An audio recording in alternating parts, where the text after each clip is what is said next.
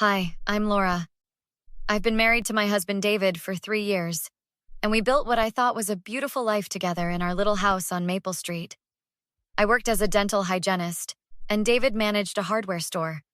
We weren't rich, but we'd carefully furnished our home with pieces we'd saved for and chosen together.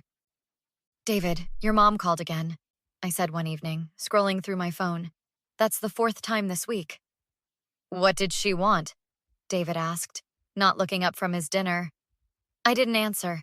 She left a voicemail about how your sister needs help with her new house. Amanda just closed on that place, didn't she? Yeah, and your mom's been hinting pretty heavily that we should help out somehow, I said, using air quotes. What does she think we're going to do? David shrugged. You know how Mom is. She just wants everyone to pitch in for Amanda. Your sister's 32 years old and makes twice what we do combined. Why does she need our help? Laura, come on, don't start. That conversation happened on a Tuesday. By Friday, my entire world had shifted. I got off work early that day because we had a cancellation. I drove home around 3, looking forward to a quiet afternoon. But when I pulled into my driveway, something felt wrong. The front door was slightly ajar. My heart started racing as I pushed it open. David? Are you home? Silence. Complete, absolute silence. I walked through the doorway and froze. Our living room was empty. Not just clean, empty. No couch, no coffee table, no TV stand, no lamps. Nothing. What the? I ran to the dining room. The table was gone. All 6 chairs. Gone. The china cabinet David's grandmother had left us. Gone. I sprinted upstairs, my hands shaking. Our bedroom looked like a vacant apartment listing. No bed, no dressers, no nightstands. The guest room, stripped bare, the home office, completely cleared out. I pulled out my phone and called David with trembling fingers. Hey babe, what's up? He answered casually. What's up? What's up? David, where's all our furniture? What do you mean? I mean our house is completely empty. Everything's gone. Did we get robbed? There was a long pause. Too long. David? Okay, Laura, don't freak out. Don't freak out? Our entire house has been emptied. Mom and Dad helped Amanda move some things into her new place today. My blood went cold. Some things? David, what things? Listen, Amanda really needed furniture and she couldn't afford... Tell me you didn't let them take our furniture. Another pause. David! It's temporary. She'll give it back once she can afford her own stuff. Temporary? They took everything. Our bed, our couch, our dining table, the china cabinet your grandmother left you. Amanda promised she'd take good care of... I don't care what Amanda promised. This is our home. These are our things that we bought with our money. My family needed help, Laura. What was I supposed to say? You were supposed to say no. You were supposed to ask your wife before letting your family steal everything we own. They didn't steal anything. We're lending it to her. We? I didn't agree to anything. You gave away my furniture without even telling me. I knew you'd react like this, David said, his voice getting defensive. That's why I didn't tell you. You knew I'd react like this? So you knew it was wrong and did it anyway? Laura, she's my sister. And I'm your wife! I live here. This is my house too. Can we talk about this when I get home? When you get home? Where are you? I'm at Amanda's. I'm helping her arrange everything. I actually laughed, a bitter, disbelieving sound. You're at her house, setting up my furniture in her house. I'll be home in a couple hours. We'll figure this out. Oh, we'll figure this out all right, I said and hung up. I stood in my empty living room, hands shaking with rage. Then I called my best friend Rachel. Hey girl, Rachel, I need you to come over right now. What's wrong? You sound upset. My in-laws emptied my entire house and moved everything to David's sister's new place. They what? Everything, Rachel. Every piece of furniture, every decoration. I came home to an empty house. Are you kidding me right now? I wish I was. Can you come over? I'm on my way. Laura, this is insane.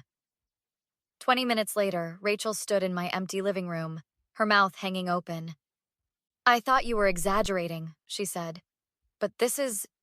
Laura, they took everything." "Even the toaster," I said. I checked the kitchen. "Even the toaster." "And David knew about this?" "He's over there right now, helping them set it all up." Rachel's eyes widened.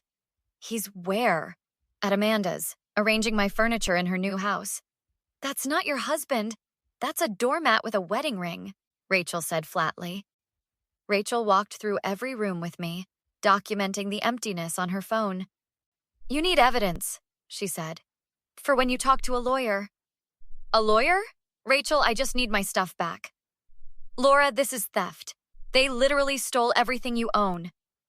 We were standing in the kitchen when I heard a car pull up. David walked in, guilt written all over his face. "Laura, before you say anything, where's my furniture, David?" "It's at Amanda's, but listen, go get it." "I can't just..." "Yes, you can," I said coldly. "Call your sister right now and tell her you're coming to get our furniture back." "It's already all set up. She spent hours arranging everything." Rachel made a sound of disgust. "Oh well, if she spent hours arranging stolen property, then I guess that makes it okay." David looked at Rachel. "This is between me and my wife." "No, this is between you, your wife, and your theft accomplice family," Rachel shot back. "What you all did is actually illegal. We didn't steal anything. We borrowed it." "Without Laura's permission? That's called stealing," I said. "And I want it back. Tonight." "That's not possible." "Then make it possible." David ran his hand through his hair. "Mom's going to be so upset." "Your mom? Your mom is going to be upset?" I was shaking again. "David, do you hear yourself? She worked really hard to help Amanda today. She worked really hard to steal from me today. Laura, you're being dramatic. Get out." David blinked. "What?" "Get out of my house. Go stay with your mom or your sister or whoever you care about more than me." "Laura, come on. I mean it, David. Get out. I can't even look at you right now." "Where am I supposed to go?" "I don't care. Maybe Amanda has a couch you can sleep on." "Oh, wait, she has my couch." David grabbed his keys. "I'll come back tomorrow when you've calmed down." "Don't bother unless you're bringing my furniture," I called after him. After he left, Rachel hugged me while I cried angry tears. "What do I do?" I asked. "First, we call the police and file a report. Then we call a lawyer." The next morning, I called the non-emergency police line. "Ma'am, this sounds like a civil matter," the officer said. "If your husband gave them permission, half of that furniture is mine. I never gave permission. You'll need to pursue this through civil court." After that call, Rachel came back with her cousin Marcus, who was a paralegal.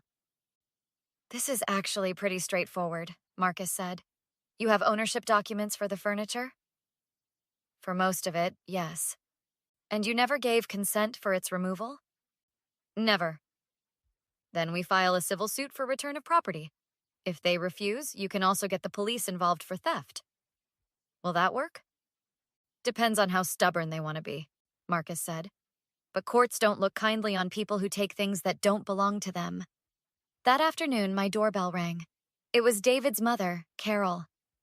"Laura, sweetie, can we talk?" she asked, her voice dripping with false sweetness. "If you're here to return my furniture, then yes." "Now, let's not be hasty. I think there's been a misunderstanding." "The only misunderstanding is you're thinking you could steal from me without consequences."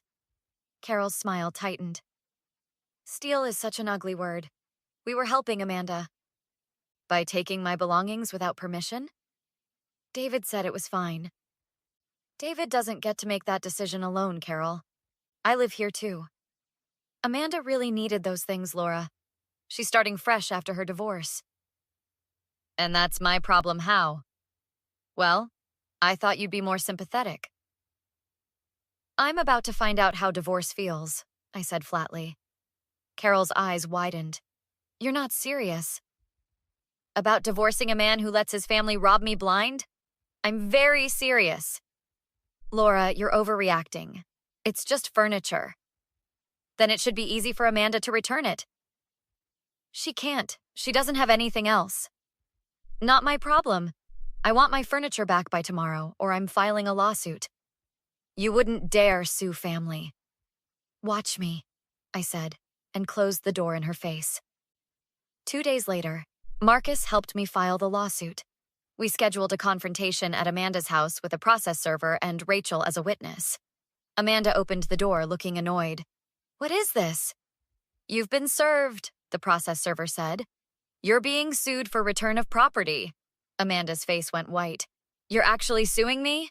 Yes, I said, walking past her into the house. My furniture filled her living room. Laura, wait, Amanda started. There's my couch, I said, pointing. My coffee table. My grandmother's lamp. My dining set. I can explain. You don't get to explain. You get to return what you stole. David appeared from the kitchen. Laura, please, let's talk about this. I'm done talking, David. I talked when I came home to an empty house. Now I'm acting.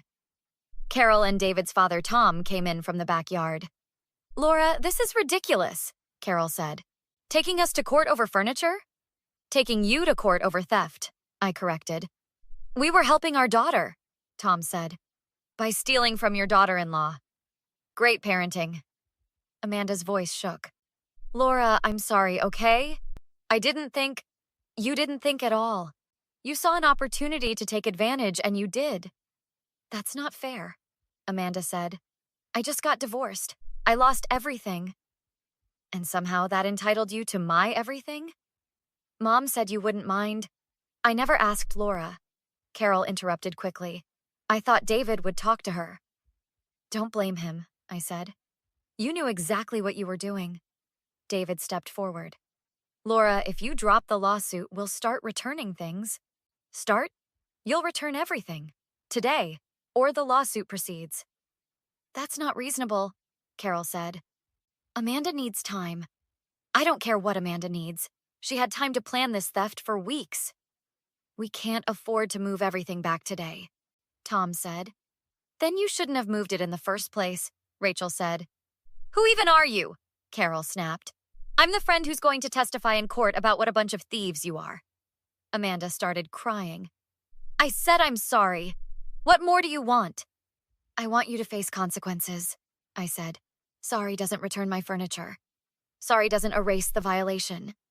So you won't accept my apology? Amanda asked, tears streaming. No, I won't. That's so cruel, Carol said. You know what's cruel? Coming home to find your house emptied. That's cruel. This is justice. David grabbed my arm. Laura, please. I yanked away.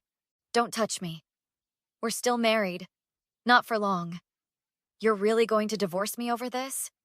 I'm divorcing you because you betrayed me, because you chose them over me. I made a mistake. A mistake is forgetting to take out the trash. This was a choice, a deliberate choice to hurt me. Carol stepped between us. You're being vindictive. No, I'm being protective of myself, since clearly no one else will. We'll return the furniture, Tom said suddenly. All of it. Tomorrow. Tomorrow? Try today, Marcus said. The lawsuit states immediate return or you're liable for replacement costs plus damages. We can't. Then start making calls, I said. Rent a truck, hire movers. My furniture better be back in my house by tonight. Amanda's voice rose. You're destroying my house. I have nothing else. You should have thought of that before you became a thief. I'm not a thief. What do you call someone who takes things that don't belong to them? Amanda's face twisted with rage. You entitled princess! You think you're so much better than us. I think I'm someone who doesn't steal from family. We were going to give it back eventually. When? When you got tired of it. You're making me look like a criminal! Amanda screamed. You are a criminal, legally speaking. Amanda lunged at me, but Tom grabbed her. Amanda, don't! I'll destroy you! Amanda yelled. I'll make you regret this.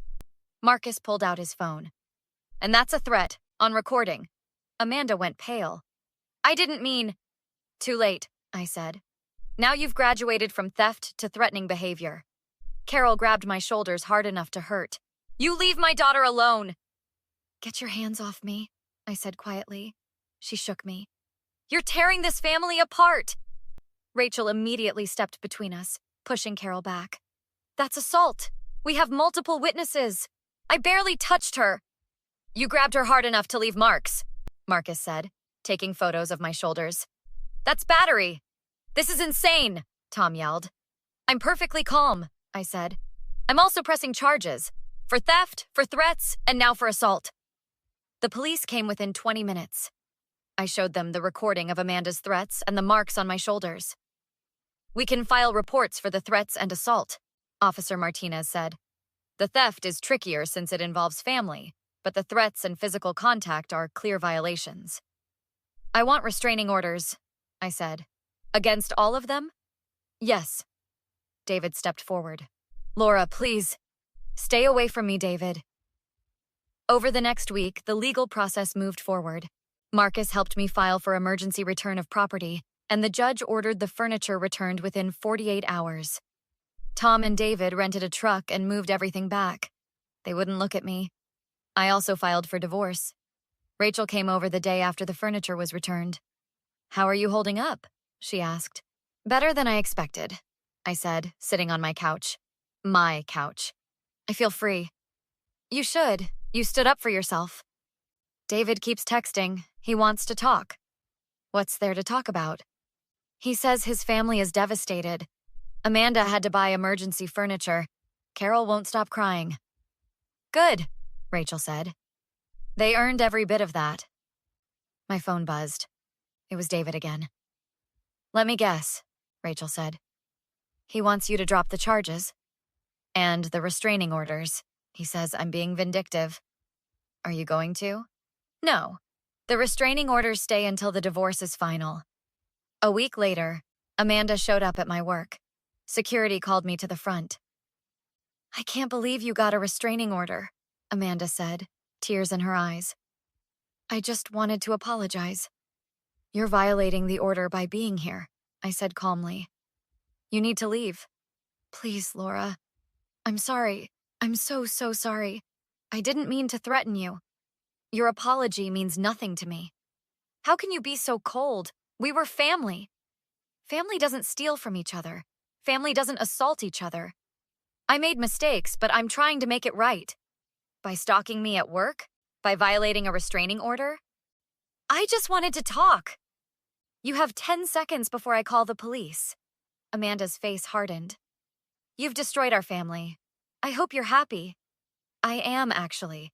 Happier than I've been in years. She left, and I called the police to report the violation. They arrested her later that day. The divorce was finalized 3 months later. David got to keep his family. I got to keep my dignity, my furniture, and my peace of mind. Amanda ended up with a criminal record. The threats and restraining order violation meant probation and mandatory anger management. Carol was charged with misdemeanor battery. 6 months later, I was repainting my living room when Rachel stopped by with coffee. New color? She asked. Fresh start? I said. Out with the old. How are you doing? Really? Really? I'm good. Great, actually. I got a promotion. I'm dating someone new, and I sleep peacefully knowing I stood up for myself. David still texting? Blocked him. Blocked all of them. Good. They don't deserve access to you. You know what the best part is? I asked. What? I don't feel guilty. Not even a little. They thought they could walk all over me. They learned otherwise. Some people only learn through consequences. Exactly. I finished painting the wall, stepping back to admire the new color. A bright, optimistic yellow. It looked nothing like the old life, the old me who would have stayed quiet. That version of Laura was gone.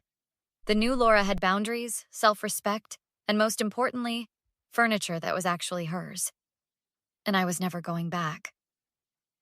Have you ever had family members try to take advantage of you?